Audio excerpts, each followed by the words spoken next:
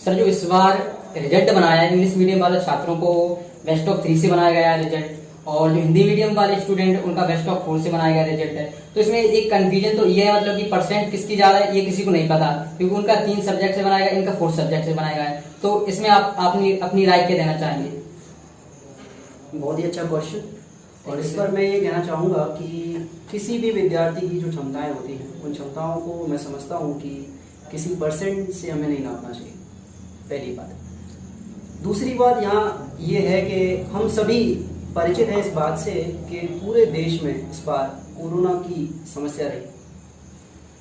सरकार जो भी निर्णय ले रही है बच्चों के भविष्य के लिए, बच्चों की सुरक्षा के लिए ले रही है, और मैं समझता हूँ कि जो भी चीज़ सरकार द्वारा की गई है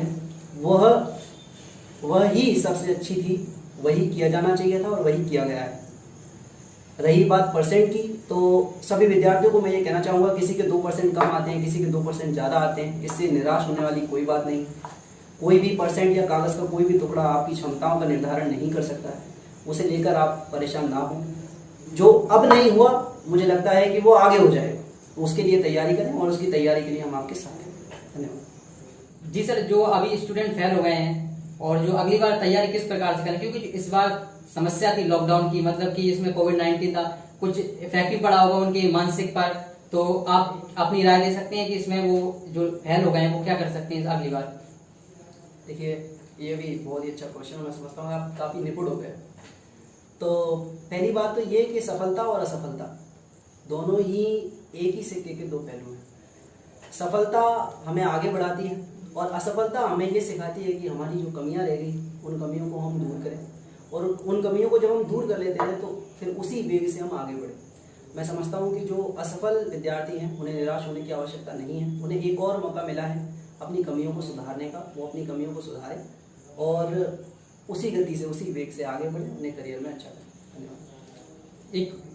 एक और क्वेश्चन है मेरा जी, स्टूडेंट लाइफ में परसेंट कितनी मैटर रखती है?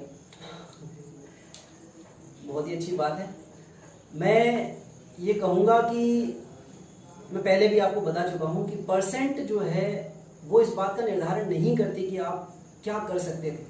परसेंट में कई फैक्टर्स आकर लगते हैं। आपका पेपर कैसा रहा, आप कैसा कर पाए, उस समय आपकी मानसिक स्थिति कैसी थी। हो सकता है कि जो चीज़ आप बाद में कर सकते थे, जो वो चीज़ आप वहाँ नहीं कर पाए। मुझे लगता है कि परसेंट को हमारे दिमाग की छाप नहीं बनना चाहिए। मुझे लगता है कि परसेंट से निर्धारण नहीं होता है। अगर आप किसी सब्जेक्ट में अच्छे हैं तो आप उसे अच्छे से पढ़िए, उसे अच्छे से तैयार करिए, भविष्य आपका बिल्कुल अच्छा होगा, उज्जवल होगा। धन्यवाद। तो नेक्स्ट क्वेश्चन था हमारा, सर जो अभी 10th क्लास में स्टूडेंट पास हुए हैं वो 11th क्लास में आएंगे, तो उनके लिए एक बड़ी कंफ्यूजन है कि वो 11th क्लास में आकर कौन सा सब्जेक्ट चुने। उनके हिसाब से आप कुछ बताना चाहेंगे, मतलब कि कौन सा सब्जेक्ट लें?